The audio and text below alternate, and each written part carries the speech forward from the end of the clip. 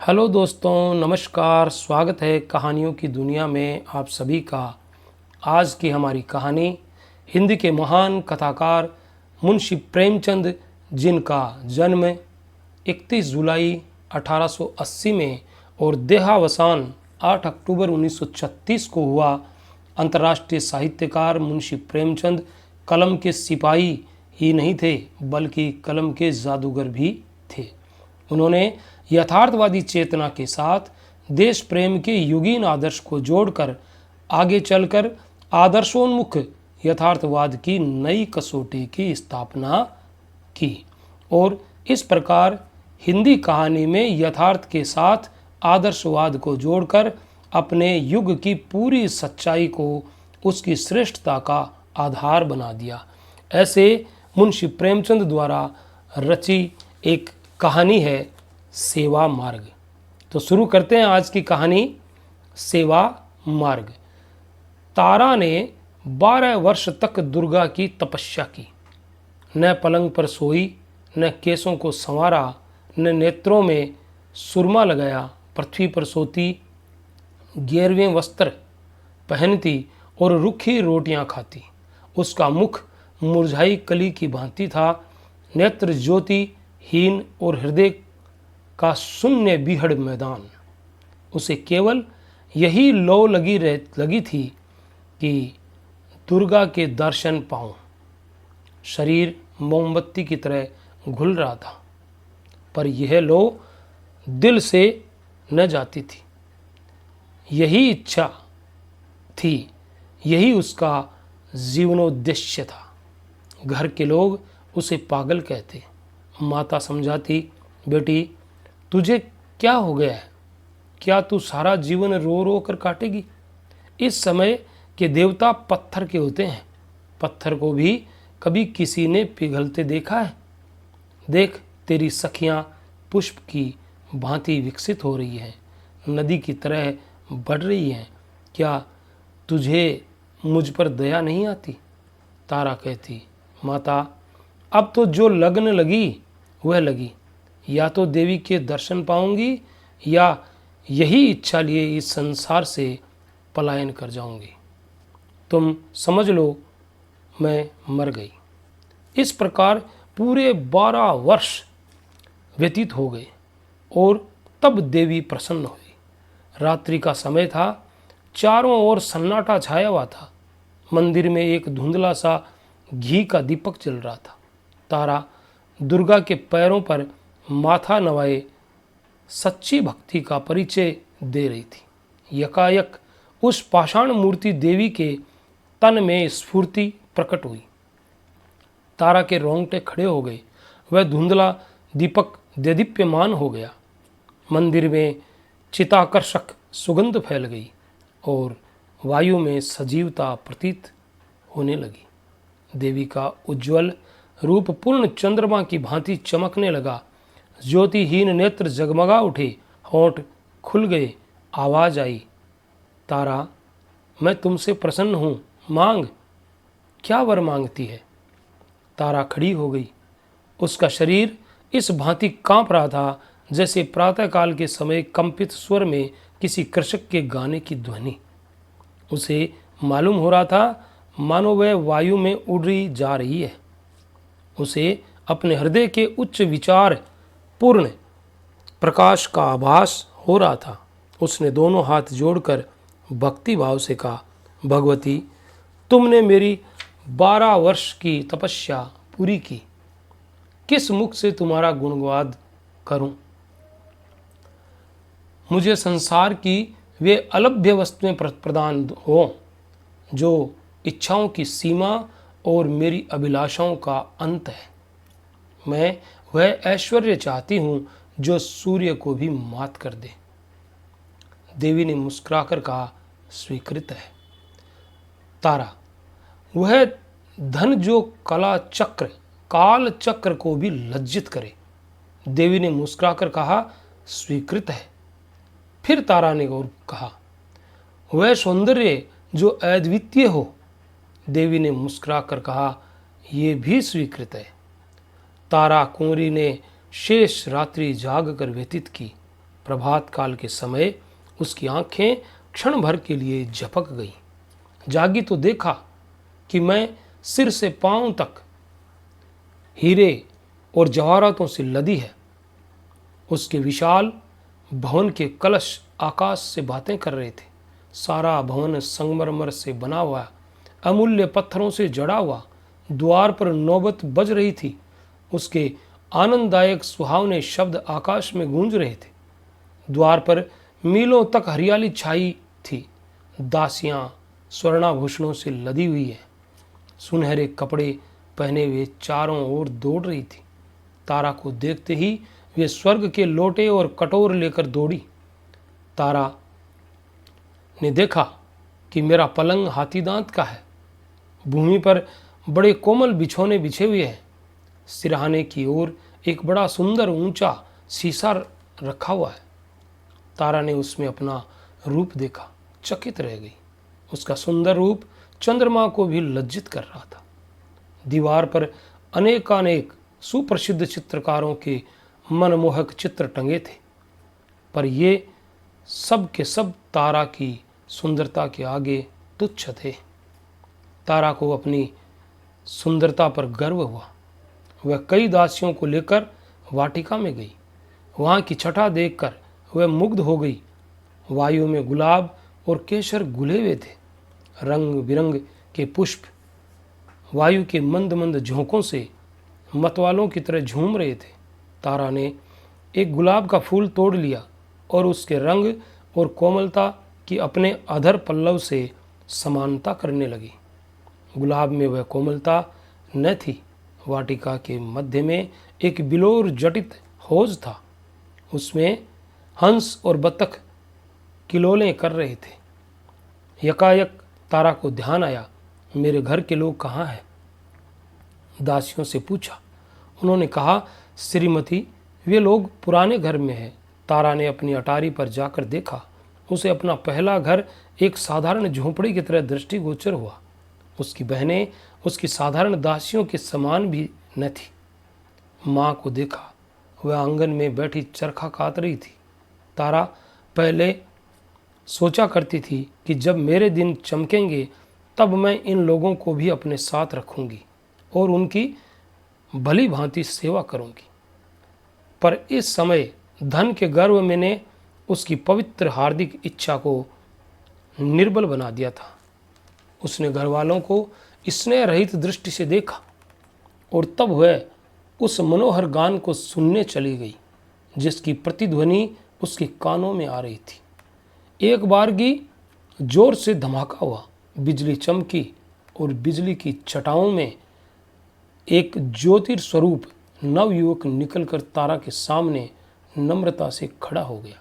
तारा ने पूछा, तुम कौन हो? नवयुवक ने कहा, श्रीमती, मुझे विद्युत सिंह कहते हैं। मैं श्रीमती का आज्ञाकारी सेवक हूँ। उसकी विदा होते ही वायु के उष्ण झोंके चलने लगे। आकाश में एक प्रकाश दृष्टिगोचर हुआ। एक क्षण मात्र में उतरकर तारा कुंवरी के समीप ठहर गया।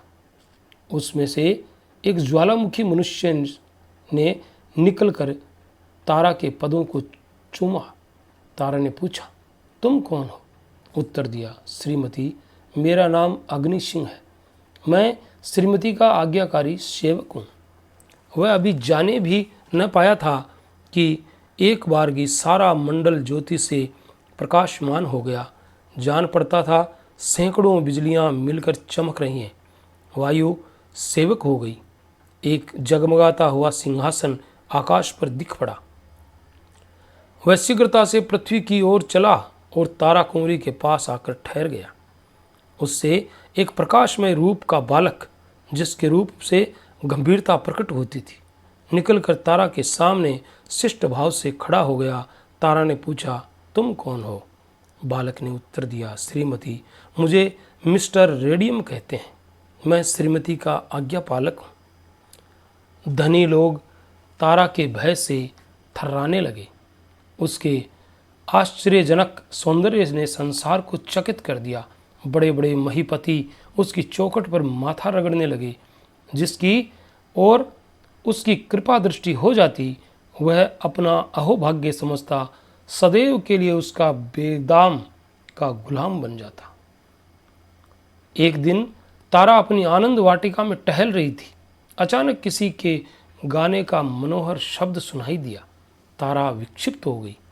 उसके दरबार में संसार के अच्छे अच्छे गवैये मौजूद थे, पर वह चिताकर्षकता जो इन सुरों में थी कभी अवगत न हुई थी। तारा ने गायक को बुला भेजा। एक क्षण के अनंतर वाटिका में एक साधु आया। सिर पर जटाएं, शरीर में भस्म रमाए, उसके साथ एक टूटा हुआ बीन था। उसी से वह प्रभावशाली स्वर निकालता और जो हृदय के अनुरक्त स्वरों से कहीं प्रिय था। साधु आकर हौज के किनारे बैठ गया। उसने तारा के सामने शिष्ट भाव नहीं दिखाया, आश्चर्य से इधर उधर दृष्टि नहीं डाली। उस रमणीय स्थान पर वह अपना सुर अलापने लगा। तारा का चित्त विचलित हो गया। दिल में अपार अनुराग का संचार हुआ। मदमस्त होकर टहलने लगी। साधु के सुमनोहर मधुर अलाप से पक्षी मग्न हो गए। पानी में लहरें उठने लगी, वृक्ष झूमने लगे। तारा ने उन चिताकर्षक सुरों से एक चित्र खींचते हुए देखा। धीरे धीरे चित्र प्रकट होने लगा। उसमें स्फूर्ति आई और तब वह खड़ी होकर नृत्य करने लगी। तारा चौंक पड़ी। उसने देखा कि ये मेरा ही चित्र है। नहीं, मैं ही हूँ। मैं ही बीन की तान पर नृत्य कर रही हूँ। उसे आश्चर्य हुआ कि मैं संसार की अलभ्य वस्तुओं की रानी हूँ अथवा एक स्वर चित्र। वह सिर धुनने लगी और मतवाली होकर साधु के पैरों से जा लगी। उसकी दृष्टि में एक आश्चर्यजनक परिवर्तन हो गया। सामने के फले फूले वृक्ष और तरंगे मारता हुआ हौज, मनोहर कुंज सब लोप हो गए। केवल वही साधु बैठा बीन बजा रहा था और वह स्वयं उसकी तालों पर थिरक रही थी। वह साधु अब प्रकाश में तारा और अलौकिक सौंदर्य की मूर्ति बन गया था। जब मधुर आलाप बंद हुआ तब तारा होश में आई। उसका चित्त हाथ से जा चुका था। वह उस विलक्षण साधु के हाथों बिक चुकी थी। तारा बोली, स्वामी जी, ये महल, ये धन, ये सुख और सौंदर्य सब आपके चरण कमल पर निछावर है। इस अंधेरे महल को अपने कोमल चरणों से प्रकाशमान कीजिए। साधु बोला, साधुओं को महल और धन का क्या काम, मैं इस घर में नहीं ठहर सकता। तारा, संसार के सारे सुख आपके लिए उपस्थित हैं। साधु ने कहा, मुझे सुखों की कामना नहीं। तारा ने बोला, मैं आजीवन आपकी दासी रहूंगी। ये कहकर तारा ने आईनों में अपने अलौकिक सौंदर्य की छटा देखी और उसके नेत्रों में चंचलता आ गई। साधु, नहीं तारा कुंवरी, मैं इस योग्य नहीं हूँ। ये कहकर साधु ने बीन उठाया और द्वार की ओर चला। तारा का गर्व टूक टूक हो गया। लज्जा से सिर झुक गया। वह मूर्छित होकर भूमि पर गिर पड़ी। मन में सोचा, मैं धन में, ऐश्वर्य में, सौंदर्य में जो अपनी समता नहीं रखती, एक साधु की दृष्टि में इतनी तुच्छ। तारा को अब किसी प्रकार चैन नहीं था। उसे अपना भवन ऐश्वर्य भयानक मालूम होने लगा। बस साधु का एक चंद्र स्वरूप उसकी आंखों में नाच रहा था और उसका स्वर्गीय गान कानों में गूंज रहा था। उसने अपने गुप्तचरों को बुलाया और साधु का पता लगाने की आज्ञा दी। बहुत छानबीन के पश्चात उसकी कुटी का पता लगा। तारा नित्य प्रति वायुयान पर बैठकर साधु के पास जाती।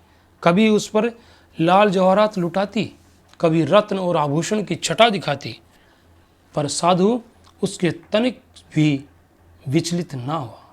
तारा के मायाजाल का उस पर कुछ भी असर न हुआ। तब तारा कुंवरी फिर दुर्गा के मंदिर में गई और देवी के चरणों पर सिर रखकर बोली, माता, तुमने मुझे संसार के सारे दुर्लभ पदार्थ प्रदान किए। मैंने समझा था कि ऐश्वर्य में संसार को दास बना लेने की शक्ति है, पर मुझे अब ज्ञान हुआ कि प्रेम पर ऐश्वर्य सौंदर्य और वैभव का कुछ भी अधिकार नहीं। अब एक बार मुझ पर फिर वही कृपा दृष्टि हो। कुछ ऐसा कीजिए कि जिस निष्ठुर के प्रेम में मैं मरी जा रही हूँ, उसे भी मुझे देखे बिना चैन न आवे, उसकी आँखों से भी नींद हराम हो जाए, वह भी मेरे प्रेम मद में चूर हो जाए। देवी के होंठ हिले, वह मुस्कुराई, उसके अधर पल्लव विकसित हुए, बोली, सुनाई दी, तारा, मैं संसार के सारे पदार्थ प्रदान कर सकती हूँ, पर स्वर्ग सुख मेरी शक्ति से बाहर है। प्रेम स्वर्ग सुख का मूल है। तारा, माता, संसार के सारे ऐश्वर्य मुझे जंजाल जान पड़ते हैं, बताइए मैं अपने प्रीतम को कैसे पाऊंगी। देवी, उसका एक ही मार्ग है, पर है बहुत कठिन, भला तुम उस पर चल सकोगी। तारा, वह कितना भी कठिन हो, मैं उस मार्ग का अवलंबन अवश्य करूंगी। देवी, अच्छा तो सुनो, वह सेवा मार्ग है। सेवा करो, प्रेम सेवा ही से मिल सकता है। तारा ने अपने बहुमूल्य आभूषणों और रंगीन वस्त्रों को उतार दिया, दासियों से विदा हुई, राजभवन को त्याग दिया, अकेले नंगे पैर साधु की कुटी में चली आई और सेवा मार्ग का अवलंबन किया। वह कुछ रात रहे उठती, कुटी में झाड़ू देती, साधु के लिए गंगा से जल लाती, जंगलों से पुष्प चुनती। साधु नींद में होते तो वह उन्हें पंखा जलती, जंगली फूल तोड़ लाती और केले के पत्तल बनाकर साधु के सम्मुख रखती। साधु नदी में स्नान करने जाया करते थे। तारा रास्ते के कंकड़ चुनती, उसने कुटी के चारों ओर पुष्प लगाए, गंगा से पानी लाकर सींचती, उन्हें हरा भरा देखकर प्रसन्न होती। उसने मदार की रुई बटोरी, साधु के लिए नरम गद्दे तैयार किए। अब और कोई कामना न थी, सेवा स्वयं अपना पुरस्कार और फल थी। तारा को कई कई दिन उपवास करना पड़ता था। हाथों में गट्ठे पड़ गए, पैर कांटों से छलनी हो गए, धूप से कोमल गात मुरझा गया, पर उसके हृदय में अब स्वार्थ और गर्व का शासन न था। वहाँ अब प्रेम का राज था। वहाँ अब उस सेवा की लगन थी जिससे कलुषता की जगह आनंद का स्रोत बहता है और कांटे पुष्प बन जाते हैं। जहाँ अश्रुधारा की जगह नेत्रों से अमृत जल की वर्षा होती और दुख विलाप की जगह आनंद के राग निकलते हैं। जहाँ के पत्थर रुई से ज़्यादा कोमल हैं और शीतल वायु से भी मनोहर। तारा भूल गई कि मैं सौंदर्य में अद्वितीय हूँ। धन विलासिनी तारा अब केवल प्रेम की दासी थी। साधु को वन के खगों और मृगों से प्रेम था। वे कुटी के पास एकत्रित हो जाते। तारा उन्हें पानी पिलाती, दाने चुगाती, गोद लेकर उनका दुलार करती। विषधर सांप और भयानक जंतु प्रेम के प्रभाव से उसके सेवक हो गए। बहुधा रोगी मनुष्य साधु के पास आशीर्वाद लेने आते थे।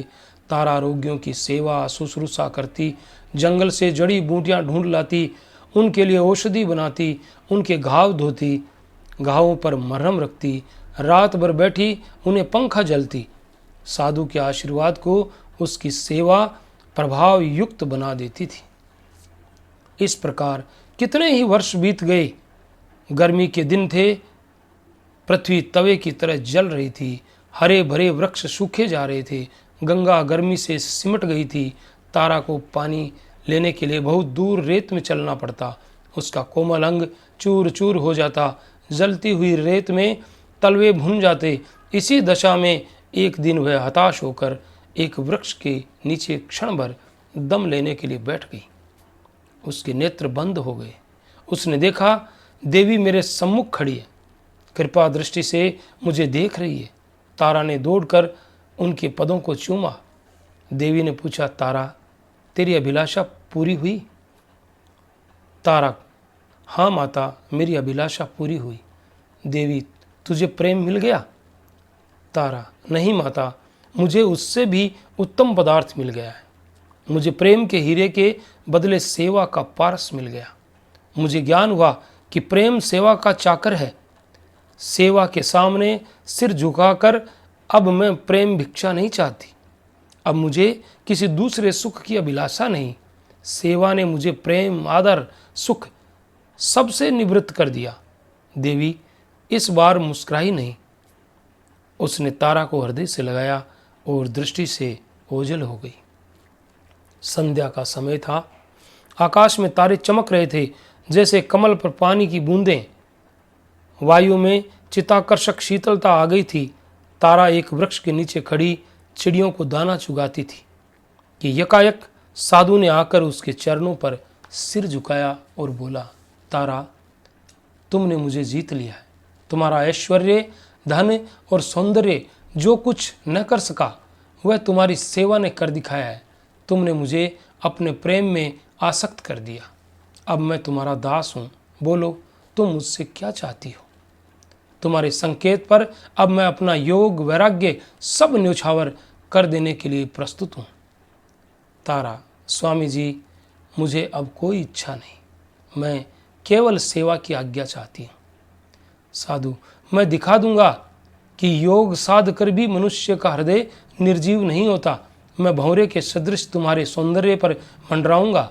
पपीहे की तरह तुम्हारे प्रेम की रट लगाऊंगा। हम दोनों प्रेम की नौका पर ऐश्वर्य और वैभव नदी की सैर करेंगे। प्रेम कुंजों में बैठकर प्रेम चर्चा करेंगे और आनंद के मनोहर राग गाएंगे। तारा ने कहा, स्वामी जी, सेवा मार्ग पर चलकर मैं अब अभिलाषाओं से पूरी हो गई। अब हृदय में और कोई इच्छा शेष नहीं। साधु ने इस शब्द को सुना, तारा के चरणों पर माथा नवाया और गंगा की ओर चल दिया। तो ये थी मुंशी प्रेमचंद की कहानी सेवा मार्ग। आज की ये कहानी अगर आपको अच्छी लगी है तो हमारे चैनल को लाइक और सब्सक्राइब कीजिए और मिलते हैं कल किसी नई कहानी के साथ। तब तक के लिए all the best. Thanks for watching.